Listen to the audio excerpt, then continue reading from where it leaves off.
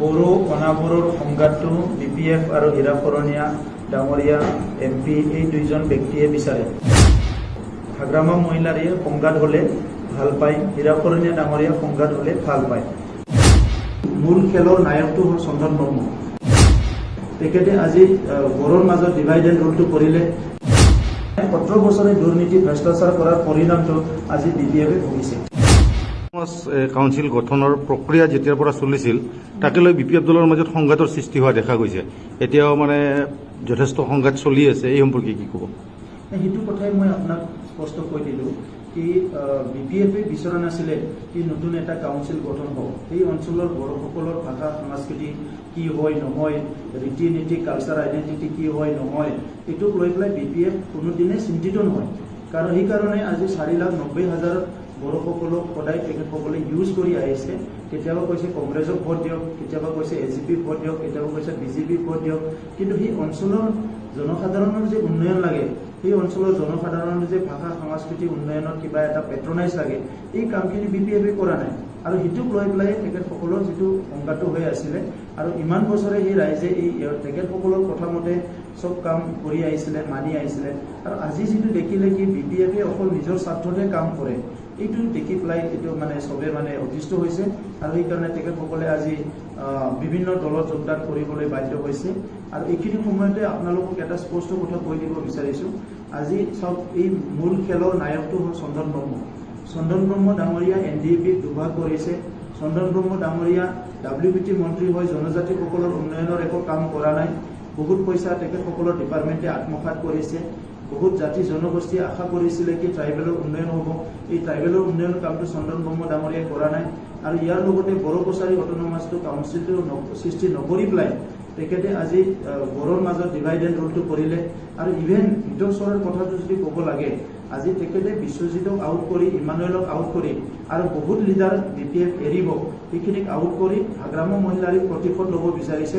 কাৰণ যোৱা মন্ত্ৰীসভাত, ইয়াৰ আগতো বহুত ঘটনা আছে, মই আপোনালোকক ক'ব বিচৰা নাই।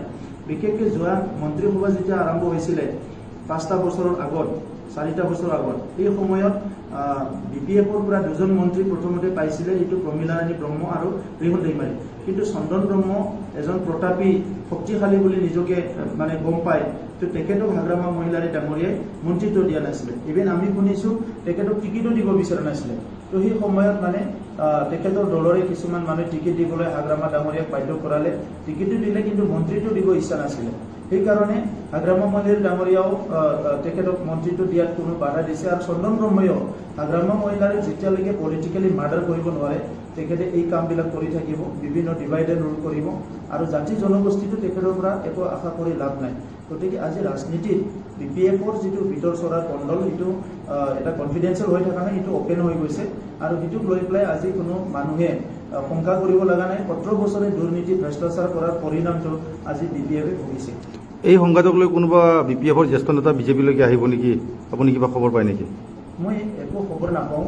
মই ভিতৰৰ খবৰবিলাক নলওঁ, তেখেতসকলৰ কি চলে, কি নচলে, কি কৰে, কি নকৰে। কাৰণ মই আমাৰ দলক লৈয়ে ব্যস্ত, আমাৰ মানুহৰ সমস্যাক লৈ ব্যস্ত। মানুহৰ ইমান সমস্যা আছে, জাতি জনগোষ্ঠীৰ ৰাস্তা ঘাট, গৰা খহনীয়া, স্কুল কলেজ চব, মানে কি কাম আপুনি কৰিব, দুখীয়া দৰিদ্ৰ মানুহৰ কাম।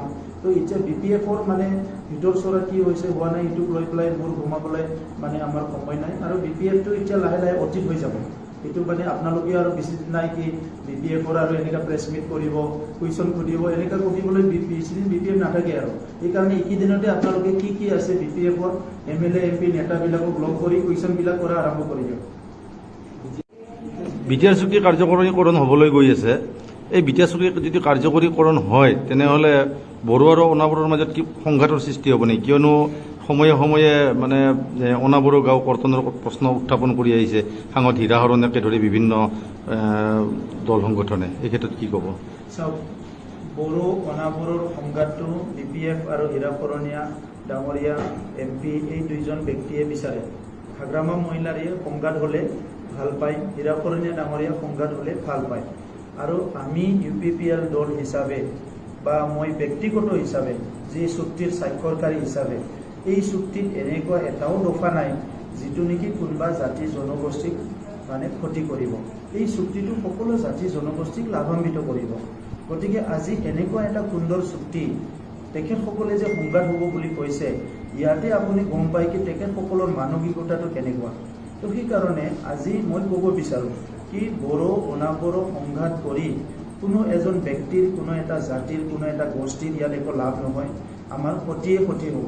এইখন ভাৰতত আমি একেলগে আছোঁ, এইখন অসমত আমি একেলগে আছোঁ, এইখন বিটিআৰত আমি একেলগে আছোঁ আৰু একেলগে থাকিব লাগিব। গতিকে ইয়াত সংঘাতৰ কথাটো কিয় চিন্তা কৰিছে? ইয়াত শান্তিৰ কথা চিন্তা কৰক, উন্নয়নৰ কথা চিন্তা কৰক, ঐক্যতাৰ কথা চিন্তা কৰক। সকলো জাতি ধৰ্মৰ লোক নিজৰ ভাষা সংস্কৃতি অস্তিত্ব লৈ স্বাভিমান লৈ জীয়াই থকাৰ কথা চিন্তা কৰক। এইটো নকৰি পেলাই আজি কিছুমান ব্যক্তিয়ে খালি সংঘাত হ'ব, সংঘাত হ'ব, সংঘাত হ'ব। সংঘাতটো কিয় হ'ব? কিয় লাগে আপোনাক? আপোনাকতো শান্তি লাগে না? শান্তিৰ কথা কওক। আজিলৈকে হীৰা সৰণীয়া ডাঙৰীয়ে শান্তি লাগে বুলি একদিন কৈছেনে আমাক শান্তি লাগে? হাগ্ৰামা মহিলাৰ ডাঙৰীয়ে একদিন কৈছেনে আমাক শান্তি লাগে, আমাক একতা লাগে? সমাজখন কিয় ইমান মানে ভাঙি চিঙি শেষ কৰিব বিচাৰিছে?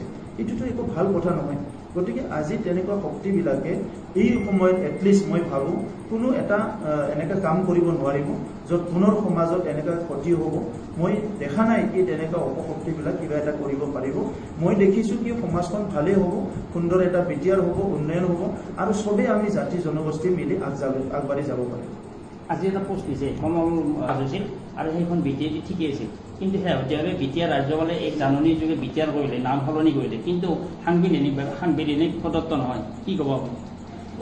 এতিয়া তেখেতৰ উকিলৰ চাৰ্টিফিকেটটো চাব লাগিব কোন উকিলে কৈছে, কাৰণ সেইটো মানে নমেনক্লেচাৰ চেঞ্জ কৰাটো গভৰ্ণৰে কৰিব পাৰে আৰু গভৰ্ণৰ এটা নটিফিকেশ্যনেদি এইটো কৰিব পাৰে আৰু পেৰা 14ত এইটো স্পষ্ট লিখা আছে 6 শিডিউলত আৰু সেইটোৰ আধাৰতে আজি কৰিছে, তাত কোনো অসুবিধা নাই। আৰু সেই উকিলে যদি সংবিধানখন উল্টাকে কৰিছে আমি নাজানো আৰু তেখেতে ভাবি ল'ব নালাগে উকিলে কি ভাৰত চৰকাৰ অসম চৰকাৰে চকু মুজি চুক্তি কৰিছে। অসম চৰকাৰ ভাৰত চৰকাৰৰ IAS অফিচাৰবিলাক দাড়ি কমা চাই পেলাই চুক্তি কৰিছে আৰু ইয়াৰ কাৰণে আমি 1 বছৰ 1.5 বছৰ মূৰ ঘুমাব লগা হৈছে। গতিকে আজি উকিলজনে যদি তেনেকৈ কিবা সংবিধানত পাইছে এইটো মইতো নাজানো, এই উকিলৰ ওপৰত নিৰ্ভৰ কৰিব। যোৱা সপ্তাহত সৰ্বদলীয় বৈঠক অনুষ্ঠিত হৈ গ'ল নিৰ্বাচন সম্পৰ্কে। এই সম্পৰ্কে কি অগ্ৰগতি লাভ কৰিছে বা কি ক'ব আপুনি? চব সৰ্বদলীয় বৈঠকত নিৰ্বাচনটোক লৈয়ে আলোচনা হৈছে, কিন্তু COVID-19ৰ বৰ্তমান পৰিস্থিতিটো যিটো আলোচনা হৈছে আৰু অসমৰ যিটো হেল্থ ডিপাৰ্টমেণ্ট, স্বাস্থ্য বিভাগ, ইয়াত গোটেই অসমৰ যিটো ডাটা, যিটো চিনাৰিঅ' এইটো দাঙি ধৰিছে আৰু ইয়াত তেখেতসকলে হেল্থ ডিপাৰ্টমেণ্টে কৈছে কি তেখেতসকলৰ এনালাইচিছৰ ভিতৰত এইটোকে কৈছে তেখেতসকলক অলপ সময় লাগে আৰু দুৰ্গা পূজা আৰু যিটো আছে দিৱালী, এই দুটাত তেখেতসকলে অলপ COVID-19 কেছটো বাঢ়ি যাব বুলি অলপ শংকা কৰিছে আৰু সেইকাৰণে তেখেতসকলে কৈছে কি যে দিৱালী আৰু এইটো পূজা এইটো পাৰ হ'ব দিব লাগে আৰু এট দি চেম টাইম যদি আকৌ নিৰ্বাচনো হৈ যায় তো 3টা হৈ যাব, তো বহুত মানুহ ইয়াত মানে এফেক্ট হ'ব পাৰে, সেইটো আপিল কৰিছে আৰু হিচাপে আমিও এই কথাটো মানি লৈছোঁ। কিন্তু আমি কৈছোঁ কি যিহেতু 6 মাহ হৈ গ'ল গভৰ্ণৰ শাসন আৰু পাব্লিক ৰিপ্ৰেজেণ্টেটিভবিলাকৰ যিটো ছাৰ্ভিচ সেইটো ইয়াতে এটা পোৱা নাই 6 মাহে, সেইকাৰণে গণতান্ত্ৰিক প্ৰক্ৰিয়াটো অটুট ৰখাৰ স্বাৰ্থত আৰু এই অঞ্চলৰ উন্নয়নৰ স্বাৰ্থত ইলেকশ্যনটো যিমান পাৰে সোনকালে পাতিব লাগে, এই কথাটো আমি চৰকাৰক আহ্বান কৰিছোঁ আৰু বহুত দলে চৰকাৰক আহ্বান কৰিছে আৰু সেই হিচাপে চৰকাৰে কেবিনেট ডিচিশ্যন লৈছে আৰু তেখেতসকলে ইলেকশ্যন কমিশ্যনক আপিল কৰিছে কি ডিচেম্বৰত নিৰ্বাচনটো পাতিব লাগে, কিন্তু আমি আপিল কৰিছোঁ কি পাৰিলে ইয়াতকৈ আৰু আগুৱাই আনিব লাগে, কাৰণ যিমান সোনকালে ইলেকশ্যনটো হয় এইটো ৰাইজে বিচাৰিছে। গতিকে এইখিনি কথাকে আমি জনাইছোঁ। বড়ো অট'নমাছ কাউন্সিল বিটিআৰৰ বাহিৰত বা বিটিআৰৰ বাহিৰত গঠন হ'ল, তাৰপিছত মানে যথেষ্ট সংখ্যক বড়ো লিডাৰ বিজেপিমুখী হৈছে, এই ক্ষেত্ৰত কি ক'ব? চব বড়ো কছাৰী কাউন্সিলৰ ডিমাণ্ডটো বহুত আগৰ পৰা চলি আছিলে আৰু এইখন যিটো চুক্তি হৈ গ'ল বিটিআৰ চুক্তি, ইয়াত Bodo Kachari welfare autonomous council বুলি এটা দফা আছে আৰু এইটো যোৱা এছেম্বলিত এইটো মানে গঠন হ'ব লগা আছিলে, কিন্তু যোৱা এছেম্বলিত এইটো মানে পাছ নকৰিলে আৰু বিশেষকৈ ইয়াত পাছ নকৰাৰ যিটো ভূমিকা এইটো WPT মিনিষ্টাৰ চন্দন ব্ৰহ্মই লৈছিলে। যোৱা 17 বছৰে তেখেতসকলে BTCৰ বাহিৰৰ বড়োসকলক ৰাজনৈতিক ভোট বেংক হিচাপে ব্যৱহাৰ কৰি আহিছে আৰু তেখেতসকলে নিজৰ ৰাজনৈতিক লাভালাভৰ কাৰণে বাহিৰৰ বড়োবিলাকক সদায় তেখেতসকলে ইউজ কৰি আহিছে আৰু সেই বস্তুটো শংকা কৰি পেলাই যদি তাতে বড়ো কছাৰী কাউন্সিলটো গঠন কৰি দিয়া হয়, দুটা পাৱাৰ হাউচ হ'ব, তাত এটা নতুন পাৱাৰ হাউচ হ'ব যিটো তেখেতসকলে ইউজ কৰিব নোৱাৰিব। সেইকাৰণে যোৱা এছেম্বলিত এইটো পাছ হ'বলৈ দিয়া নাই আৰু এতিয়া চৰকাৰী কেবিনেট এইটো পাছ কৰিলে আৰু এটা অৰ্ডিনেঞ্চ আনি পেলাই এইটো গঠন কৰাৰ কথা কৈছে আৰু সেইটোৰ কাৰণে আমি চৰকাৰক ধন্যবাদ জনাইছোঁ। কিন্তু UBTO হিচাপে বিজেপিত যোগদান কৰাটো তেখেতসকলৰ নিজাববীয়া কথা। কিন্তু আজি বড়োসকলৰ যিটো ইউনিটি, বড়োসকলৰ যিটো ইণ্টিগ্ৰিটি, সেইটো সদায় থাকিব লাগে, সেইটো চবেই বিচাৰে আৰু এইটো ৰাজনৈতিক হওক অৰাজনৈতিক হওক চবেই বিচাৰে। তো সেইকাৰণে অনাগত দিনত সেই অঞ্চলত যিটো UBTOৰ দলে যিটো কাম কৰিছিলে আৰু আজি বিজেপিত আহিল, এই অঞ্চলত যিটো বিভিন্ন সমস্যা আছে সেইটো সমাধান কৰাৰ কাৰণে UBTOৰ নেতাসকলে যিয়ে দলত জইন কৰিলে তেখেতসকলে কাম কৰিব বুলি মই আশা কৰিছোঁ আৰু বিজেপি দল হিচাপেও তেখেতসকলক আজি ইয়াত জইন কৰাইছে। গতিকে এইখিনিতে দায়িত্ব সাৰি যোৱা নাই। এই অঞ্চলৰ বড়োৰ লগতে বিভিন্ন জাতি জনগোষ্ঠীৰ বিভিন্ন সমস্যা আছে, এইবিলাক সমাধান কৰিব লাগিব, মই সেইটোকে আহ্বান কৰোঁ।